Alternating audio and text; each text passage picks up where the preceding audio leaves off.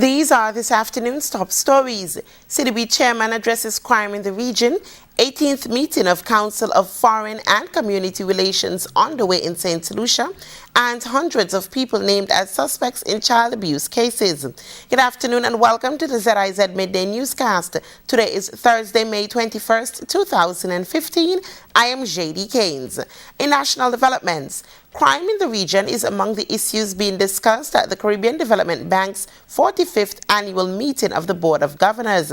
Chairman of the CDB, Honorable Dr. Timothy Harris, said crime must be addressed in order for success in the region to be achieved. The quiet and tranquility of our tropical regional paradise is too often shattered by homicides and violent crimes. No development can take place on a sustainable basis when our people are at war with themselves. We must therefore tackle this matter of violent crimes and homicides head-on in all their multi-dimensionality. The current state of the region's air transport system was up for discussion on Wednesday morning during a seminar hosted as part of the CDB's 45th annual Board of Governors meeting. The seminar, dubbed Making Air Transport Work Better for the Caribbean, was chaired by Prime Minister of St. Vincent and the Grenadines, Dr. Ralph Gonsalves. During the seminar, the findings of a study commissioned by the Caribbean Development Bank on regional air travel were presented.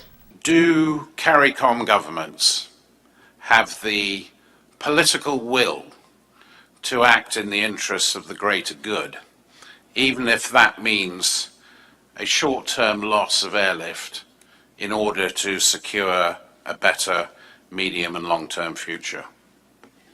Will those same governments allow industry boards to select properly qualified directors and act with genuine independence, free from interference and subject only to broad oversight? Will there be a concerted effort to address the thorny problem of government fees and taxes, which on many occasions exceed the cost of the ticket itself? The overarching recommendation is for greater cooperation among regional governments and carriers and with other foreign airlines, and a harmonizing of administrative and regulatory policy and operations. Chief Executive Officer for LIAT, David Evans, said he is confident the issue of regional air transport can be solved if the right conditions exist. One such condition, according to Evans, is a conducive political environment. Those are all pretty challenging questions, but I think if the answer to them all is not yes, then we have a challenge in front of us. But I think we need to recognize that there is an enormous amount of political will that's required to make this work. We've seen it in other parts of the world with greater and lesser success. There is a fully harmonized and liberalized environment in the European Union at the moment, but it took a long time to get there. This is not the sort of thing that you can do overnight. But the political will must be there. The Caribbean Development Bank, CDB, has established a US $1.2 million regional PPP support facility based at its Barbados headquarters. The regional PPP, or public-private partnership, will be used as a means of delivering infrastructural services given the high infrastructure needs and severe fiscal challenges faced by countries in the region. CDB President Dr. Warren Smith said the institution will fill 3 urgent needs faced by Caribbean countries: to assist governments to improve the delivery and value for money of infrastructure services. 2, to ensure that new infrastructure facilities are resistant to climate change. And 3, to seek mechanisms that will facilitate the private financing of infrastructure investments, given the fiscal constraints facing our member governments. Public-private partnerships, or PPPs, are a proven way of delivering on all 3 of these goals. And it is fair to say that all our governments have by now adopted the PPP concept as an integral element of their economic development policies. Regionally, foreign affairs ministers from the OECS are meeting in St. Lucia this week for the 18th meeting of the Council of Foreign and Community Relations, COF-COR. The ministers say the meeting is important as it is taking place in a new era of diplomacy and foreign relations. The OECS foreign affairs ministers are expected to address issues such as climate change, financing for development, and transnational security. Areas of concerns listed on their agenda include Venezuela and the Dominican Republic. The meeting is taking place at a time when more OECS countries acknowledge that long-standing friends and partners have scaled back crucial assistance to the region. They say it is imperative that small island states build new bridges with friendly countries and seek new resources to tackle their own pressing needs. Our traditional partners be North America, in Canada, the US, and certain European countries.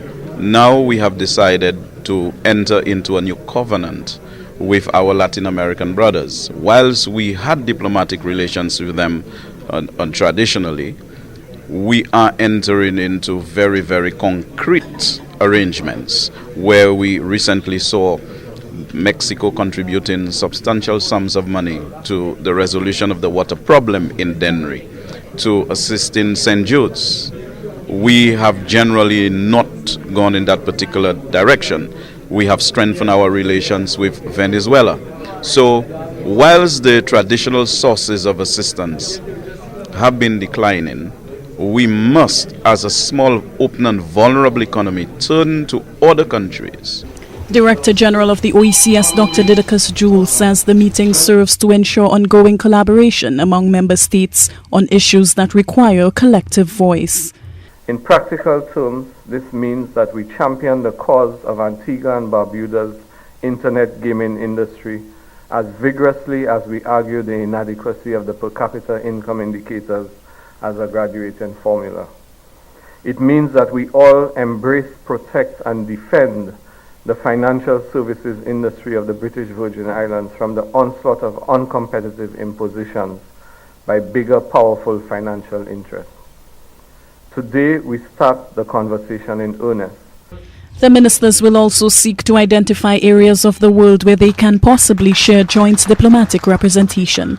Another area to be examined by the ministers is the establishment of mechanisms for consultation on migration issues, including the recent upsurge in human trafficking affecting various CARICOM member states. Alison Kentish, HTS News Force.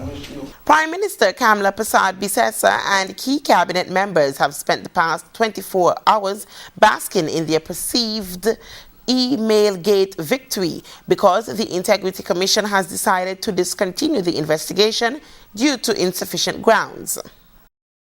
On the second anniversary of Dr. Keith Rowley placing a controversial bundle of emails on Hansard, setting off the scandal dubbed Emailgate, Prime Minister Kamla Persad-Bissessar used the same platform to claim victory and vindication. The Prime Minister read a letter signed by Martin Farrell, Registrar of the Integrity Commission, which noted the termination of the body's investigation into the matter due to, quote, no or insufficient grounds for continuing. On more than one occasion during her presentation, the Prime Minister reminded the Parliament that Dr. Rowley had expressed utmost faith in the Integrity Commission, quoting from Hansard and several newspaper articles. The Prime Minister said Dr. Rowley's insistence that the Commission had the jurisdiction and the capability to investigate the matter, and the fact that he did not submit the document to the police, showed his faith in the independent body. With the letter in hand, she says a point has been made. It confirms what we knew and have been saying all along. Emailgate was a dangerous political strategy that was doomed to fail because there was absolutely no truth to it. On the opposition's assertions that, aside from the form, the content of the alleged emails be considered, the Prime Minister waxed philosophical. There is water in this glass, contained in this glass. The glass is the form which holds the water. Likening the opposition leader to nursery rhyme protagonist Humpty Dumpty and the opposition to the horses and men that tried to patch off the ill-fated egg, she said there was one course of action for her opposite number to now undertake. And the member must now do the decent and honourable thing and heed the advice of his own MPs, his own deputy political leader, and tender his resignation as leader of the opposition and the MP for Diego Martin West. Since the Integrity Commission's letter was made public last evening, the opposition has called for a full explanation of the circumstances surrounding the termination of the investigation. Jovan Ravello, TV6 News. Internationally, British police investigating allegations of historic child sex abuse say more than 1,400 people have been named as suspects. They include dozens of politicians and TV stars. British police investigating allegations of historic child sex abuse say more than 1,400 people have been named as suspects. They include dozens of politicians and TV stars. Operation Hydrant has been set up to allow detectives to establish an overarching investigation into historical crimes by those in powerful positions. It means that victims, more so than ever before, are having the confidence to come forward and report abuse. And they can be reassured that when they come forward and report their abuse, that we are now responding differently in the years gone by. The issue of child abuse came to widespread prominence in 2012 when the late television presenter Jimmy Savile was shown to have abused hundreds of victims for decades. The 1,400 suspects that have been talked about today are literally the tip of the iceberg. We're working with hundreds of survivors who have yet to come forward. We're working with them, helping them come forward. Over the last 3 years, the number of incidents reported to police has risen by 71%. Since Savile, other household names have been convicted, including broadcaster Rolf Harris and publicist Max Clifford. Everything I stand by. There have been more protests in Burundi's capital against President Pierre Nkurunziza, who intends to stand for a third term. The postponement of May elections until June 5th has done nothing to calm the situation. Here's more. There have been more protests in Burundi's capital against the president, who intends to stand for a third term. The postponement of May elections until June the 5th has done nothing to calm the situation. With fears that weeks of political unrest could trigger ethnic violence, President Pierre Nkurunziza has called for unity. Many people have fled into Tanzania, Rwanda and the Democratic Republic of Congo. Others have taken planes and gone abroad. We're asking them to come back because the whole country is peaceful and secure. More than 100,000 Burundians have left the country in the wake of daily shootings and an abortive coup.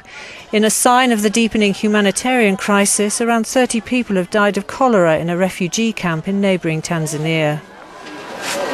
Turning now to the weather. Winds today are east to east-southeast at 7 to 16 miles per hour, with an increase expected by tomorrow. Seas are slight to moderate with heights of 1 to 1.2 meters or 3 to 4 feet. In the weather summary, today we will see sunny to partly sunny skies and slightly hazy conditions with little or no shower activity, with similar weather patterns expected tonight. Sunset for today will be at 6:38 p.m. and the sunrise for tomorrow will be at 5:37 a.m. The weather brings us to the end of ZIZ's Midday Newscast. Join us this evening for the details to these stories and more in our major news presentation. I have been your presenter, JD Keynes. Thanks for joining us. Have a wonderful afternoon.